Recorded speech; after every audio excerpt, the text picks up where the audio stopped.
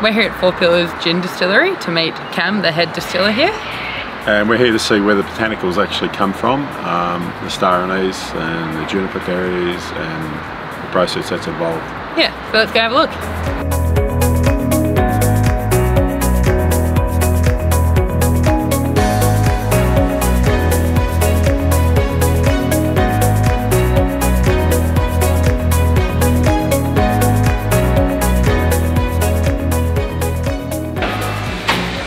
This is what comes out, so we collect all of this and then refill the still later on today. Okay. So this is the pig food.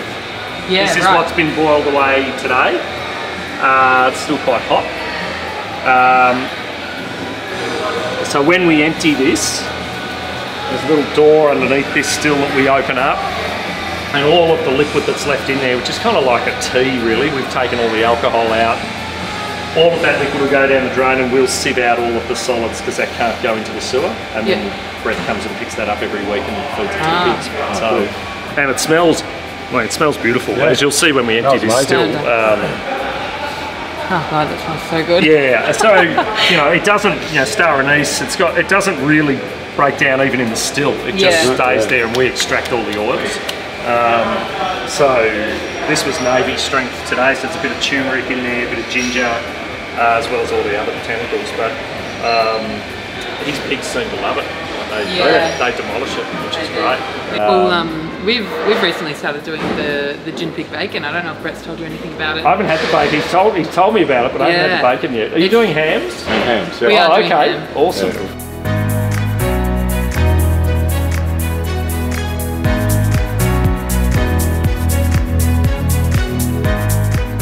So do you find that the gin flavour actually comes out in the pork, or how do you find it differs from other pork that you've tried? There's certainly a character that comes out in the meat. It's incredibly dark, very rich, very opulent meat. Whether it tastes like gin or not, I'm not too sure, but it certainly is very, very different to other Berkshire pigs that we've had. And it's just this, opulent is the best word for it. It's really rich, really interesting, really flavoursome. I suppose it's similar to how the Spaniards do it with the Iberico pork. They feed them the acorn. It's a similar kind of idea with the juniper and the botanicals and everything to sort of intensify the flavour of the fat. 100%. But our pigs are much happier than the Spanish pigs. I'd rather eat this than acorns any day of the week. They're very happy pigs. Absolutely. And I would say every chef we've dealt with, and we've Matt Stone, Portenia in Sydney, we're doing Otto in Brisbane, all of those chefs say that's the best pig they've ever worked with. Wow. Without fail, they all say that is really insane pork.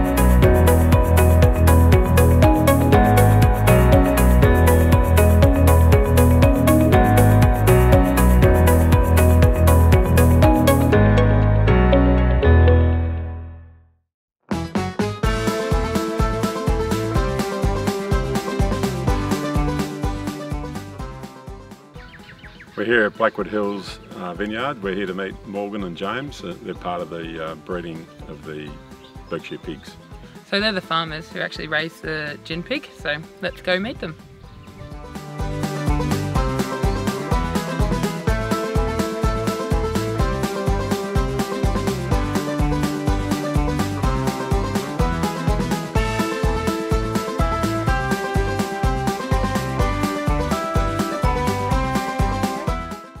So it comes from Four Pillars in the big nally bins, the big picking bins. And we've found that just dumping it on the ground actually keeps it quite aromatic and doesn't go mouldy. You can smell it from here. Yeah, it looks horrible, but it still smells quite nice. It'll be fine for weeks like that on the ground. Really good. Yeah.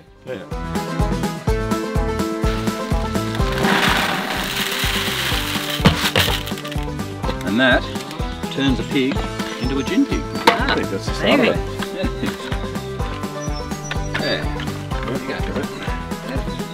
Go and feed the pigs. Go and feed the pigs,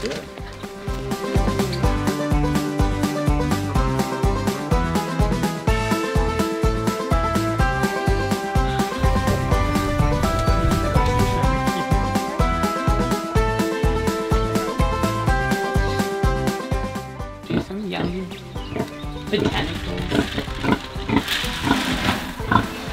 There you go.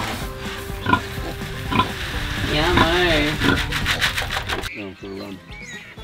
Oh, these two, you'll have to go and say hello. Yeah, they're full of energy, are they? You can just grab them and hug them. Really? They are so cute.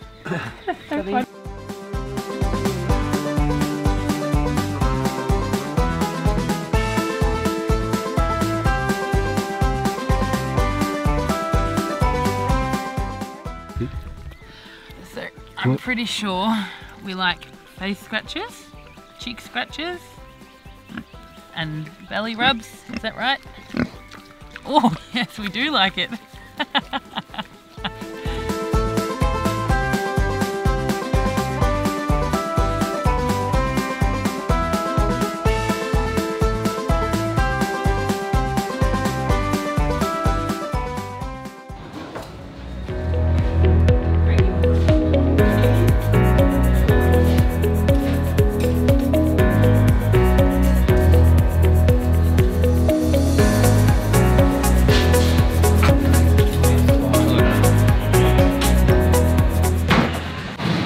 So the pigs arrived at 5 o'clock this morning from the Yarra Valley, and Gary's going to prepare a leg of pork ready for smoking.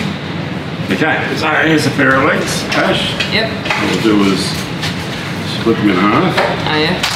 Okay, and we're going to take the tire bone out the middle to start with. Yeah, okay. Okay. Yep. Need to trim up a little bit of fat around the eye fillets. We'll go under the hip bone. That's a tricky one there. It is it. Yeah, and just peel it off. It's just a tail bone we're trying to take out. Yep. Okay, so that's one leg. Yeah, because that's not very nice to get on the actual ham. No, so it doesn't cook up too well. It's not. So we'll just tidy that up there. It's better for presentation too. Yeah. Beautiful. Looks nice on the Christmas table. Tidy up a bit. So with all our hams here, we like to take out the hip bone too to make it easier to carve. Yeah. Okay, so just got to find the joint there, in the joint. That's where the marrow bone and the hip bone is. Yeah. So now, because most people at home won't actually be able to do that, so it makes it quite easy to carve. It makes a better ham. See, once you take the hip bone out, it's going to be much easier to carve. Yeah. So what we're left with is just the marrow bone in the centre. Yeah. And the hock bone. So we also take the trotter off as well. So just mark that joint there. So take the trotter out. Yeah. And just trim a little bit more fat around the top side. Okay. Beautiful. And a little bit more fat off the rump. That's our Christmas ham ready for pickling and smoking. Yeah, okay, so as I said before, a little hip bone there. And a little hock bone there, so it makes it much easier to carve. Yep. Okay? That's it. That's how we prepare our Christmas hams.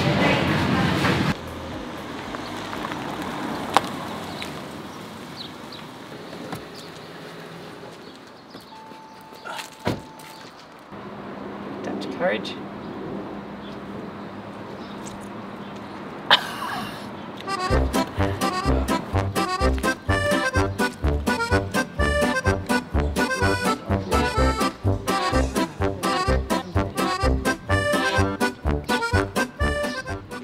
The last step in making a ham is the smoking and cooking process, which we're going to learn about down here at Oakwood Smallgoods. So let's head off inside and catch up with Ralph and watch how he does it the old-fashioned traditional way. Yeah. Come in.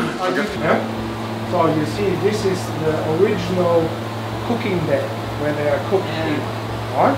So this is like we do with your hams as well. We cook them in a bag, and that retains more moisture. Yeah. So this is real smoke, real fire. Where all the magic happens. Oh. Whoa. You're going through the first phase, which is the reddening. And reddening just means you see that the outside turns pink to activate the nitrite. Mm-hmm. Second phase is the drying. Drying means we open up the vents to create a little bit of an air draft in there to get the skin or the meat of the hams skin dry, like your own skin. Yeah. If it's paper dry, you're already too far. Yeah. So this has to be monitored while we're doing the hams every 10 to 15 minutes, turning the trolleys around so we have even heat everywhere. Once we are on the skin dry, then comes the smoking. That means actually we put on sawdust, oakwood or beechwood as a sawdust and create a little bit of a film on the outside. It's the nice ham bubble butts. Oh, beautiful. Yeah.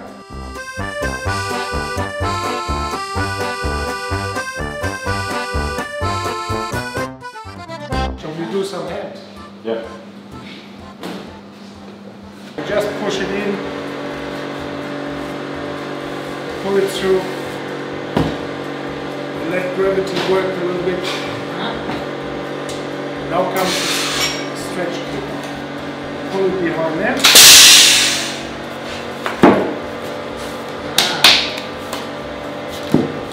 That's a good one. You can't pull that by hand. Try.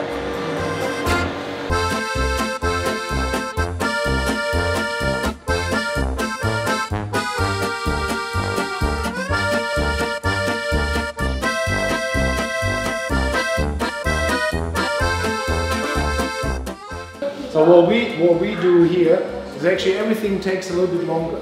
It's a little bit more labor intensive. Yeah. Yeah. But on the end you get a quality out of that which is just genius.